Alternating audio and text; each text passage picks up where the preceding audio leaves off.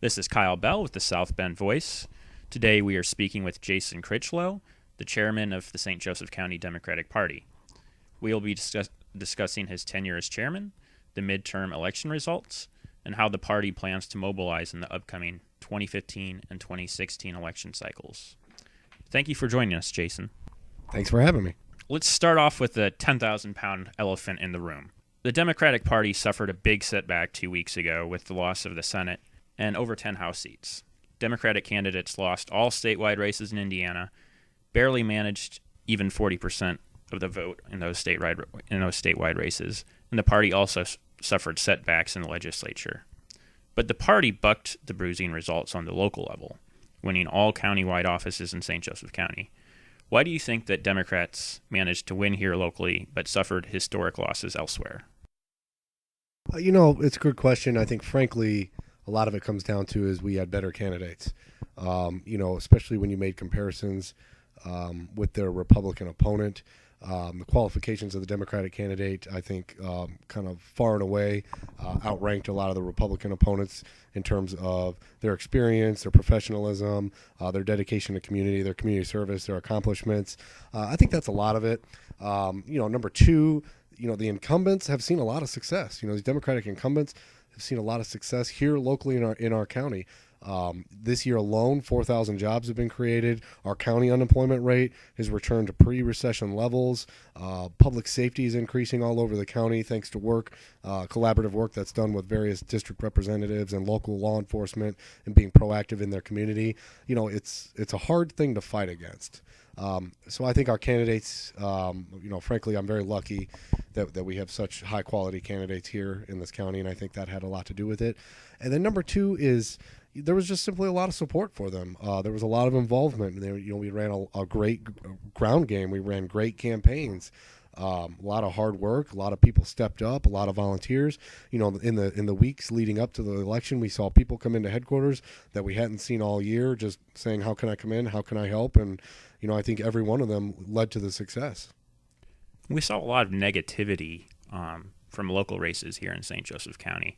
Do you think that this is the new norm for local races here? It's a good question. It very well could be. It's one of those things that it's unfortunate.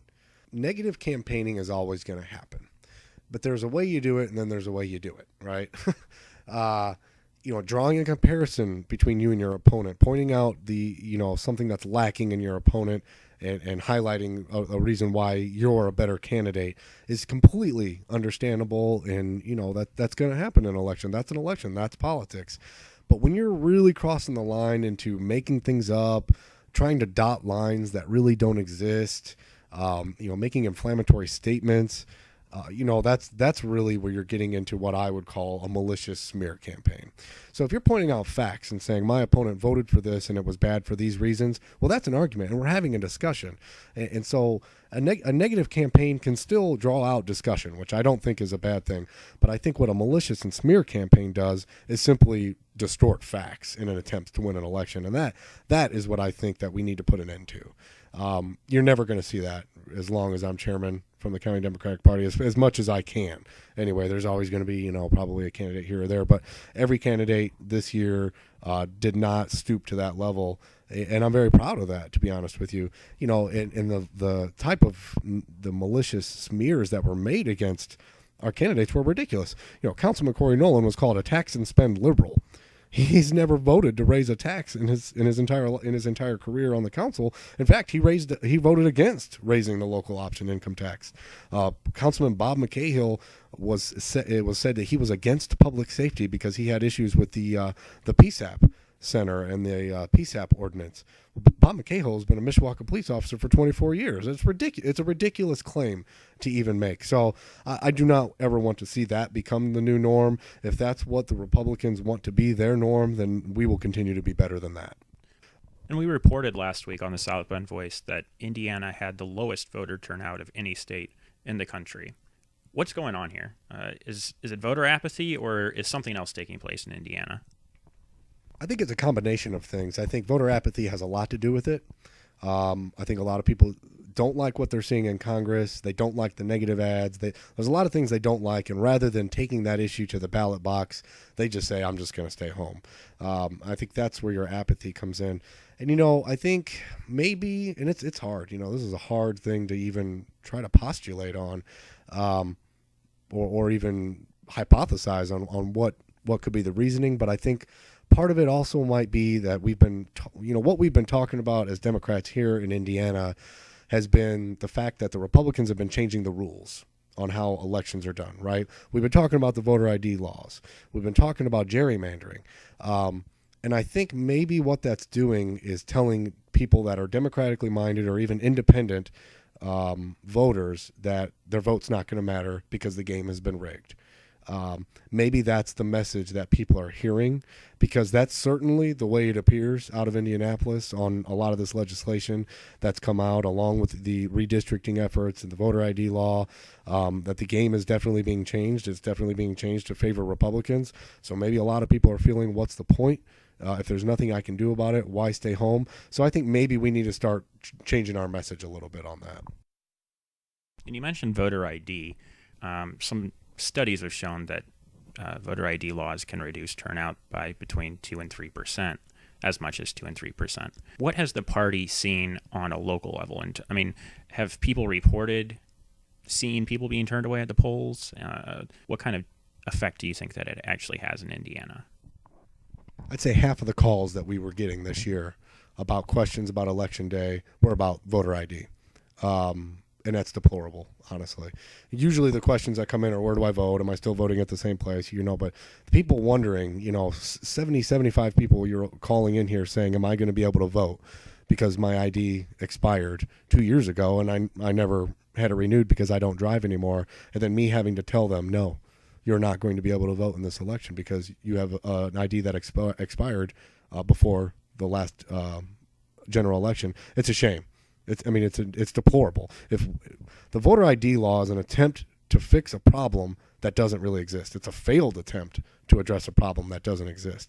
The few rare cases of vote fraud that have occurred in this country have had nothing to do with an issue that a voter ID law would prevent. Typically it has to do with absentee balloting or with machines. It's not where people are going to the ballot saying I'm someone else and then voting. To even try to sway the results of an election by doing that, you would need hundreds or thousands of people doing it. In some coordinated effort. It simply does not happen. But what it is doing is keeping people from voting. And if it keeps one person from voting, that's a problem. So 2-3% is deplorable. In my opinion, you could have said 0.02%, and I would think that's a disgusting number. So let's talk a little bit about your leadership of the local party. You're not a lifelong politician. Your professional background is actually in the medical field, specifically cancer research. Could you tell our listeners how you came into politics and landed the job to lead the county party? Yeah, it's kind of funny because it's not a real easy story. There's no set path that I followed that brought me here. It's just I've always had I was raised with a civic duty, community service. I've been very involved with the community for a long time, or my whole life really, and that was instilled in me from my father, who's still very active in the community today and the things that he's passionate about. I've always been into politics in terms of discussing and following, and I guess it just came down to one day I, like a lot of people, just felt motivated to get out and start doing some volunteering for local candidates in the local party and seeing what I could do to help. And I really got to understand. It's what's really nice is I see people that come in and volunteer for the first time and they get to meet an elected official, say Mayor Pete Buttigieg or Senator Joe Donnelly if he happens to be around, and the look in their faces, they start to realize that this is just a guy just like me, or this is just an individual, a family person just like me. It's great because I remember that moment sitting with an elected official, because I was raised with this belief that elected officials were to be respected even if you disagreed with them, which I still believe. But they're not untouchable. You're going to go out and you could go out and have a beer with Joe Donnelly. And he would entertain you the whole time, just talking about average Joe things. And I think that's really what hooked me into local politics is these people are just like me, except, they're trying to make our community better at a higher level. And that's what kept me around. And then a lot of it was just in the right place at the right time. The the Brendan Mullins campaign came around, and I got to know Brendan. I really liked him. I really supported his campaign and wanted to do everything I can to see him get elected, and was willing to do some jobs that some folks needed done for free. And that's always a good foot in the door with any political party or campaign. And, I was just around, and people saw that I was trustworthy, and they liked the work that I did and the professionalism. And I think I've been really honored to be given this responsibility, because that's what it is. It's a responsibility and a duty to a lot of people in the Democratic Party and to the community as a whole. And so I'd say that's really what got me here, and that's what kind of motivates me, is to try to find ways to make our community better. And I think I'm able to do that as chairman of the local Democratic Party. Is there any possibility that we'll see Jason Critchlow on the ballot anytime soon? Not likely. You never know. I'm really enjoying what I'm doing now. If something came up and all the cards fell right, who knows what would be there, as long as felt like I'd be able to contribute to the community and move things forward and help people have their voice heard. It's always something that I'd entertain, but I've got a wife and 2 young kids too, so it's always a balancing act, and I'm really enjoying what I'm doing and making sure that we've got high quality and professional people serving us in elected office here in St. Joe County. And you mentioned Brendan Mullen, who, of course, was the Democratic Party candidate in 2012. He came within a couple thousand votes of Jackie Walorski. This year, Joe Bach was the candidate. He ended up losing by over 20 points, which probably caught you by surprise. First off, do you see him running again in 2016? And regardless of who the candidate is, what can the St. Joseph County Democratic Party do to actually make sure that the 2nd District is competitive again? Yeah, it's always tough when you have to go to someone like Joe Bach, like I did on election night, and look him in the eye. And he knew it was going to be a tough race, but to know that those were the results, and to tell them that from my perspective, he did everything right. It was just the tide was against him. I mean, and I'm not sure there was much he could do this year, to pull that out a win. But we're real proud of everything he's done. Everyone's gotten to know his family. They love him. They're staples around here. Whether he's going to run again or not, I couldn't say. I've told him to not even think about it for a while, that he needs to be thinking about Thanksgiving turkey and Christmas presents for a while, and I think that's what he's going to do. I think come January, he's probably going to be closer to knowing where he's at and what he's doing. So I can't really say what he's going to do. The only thing I could say about 2016 is I think it's going to be a completely different year. We're going to have some competitive races on the ballot. We're going to have to start driving the conversation now in order to ensure that turnout is there in 2016. St. Joe County is essential for the 2nd District. As everybody knows, you got to have people turn out here in St. Joe County, and that's what we're going to be doing. Those are the conversations we're going to be having between now and then, and we're going to be trying to lay that groundwork for Joe Bach, whoever the candidate is in 2016, to make sure that we have a new congressman come 2016.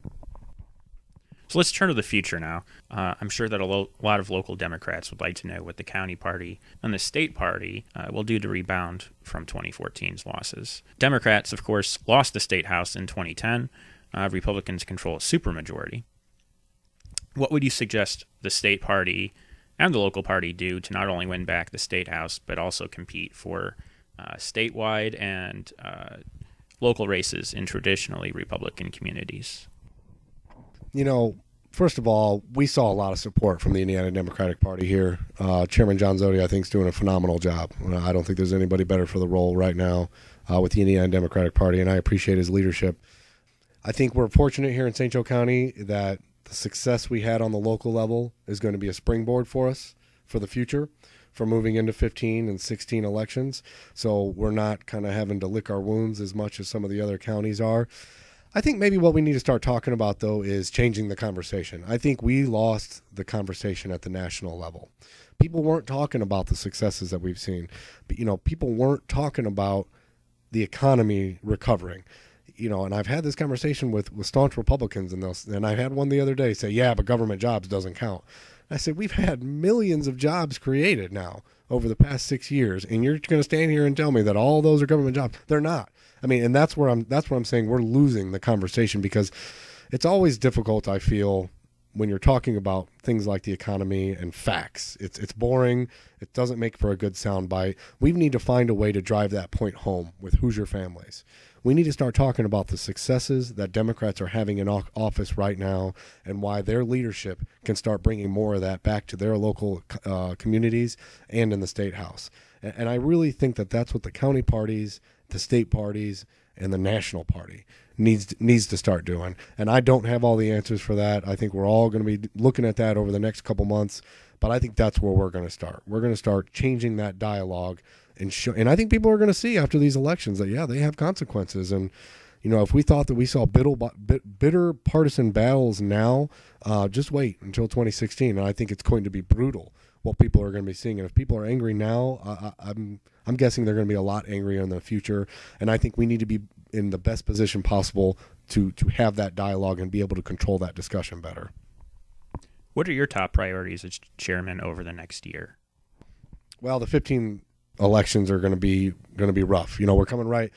It's hard when we're coming right out of this team spirit that we had coming out of this general election, and then we're jumping right into a primary coming up in May, where we all start to eat each other. And so I think preventing that as much as possible is going to be one of my priorities. I try to approach everything, especially primaries, with a very fair and even hand, in that I'm there to support, professional and qualified candidates for office. If that means two people are going to have a primary against each other, then that's just how it's going to be. If that means somebody's going to have a primary against an incumbent, then that might just be what has to happen. So being able to guide us through that is going to be a big concern of mine. Mishawaka is going to be a big focus. I think we could take the mayor's seat back.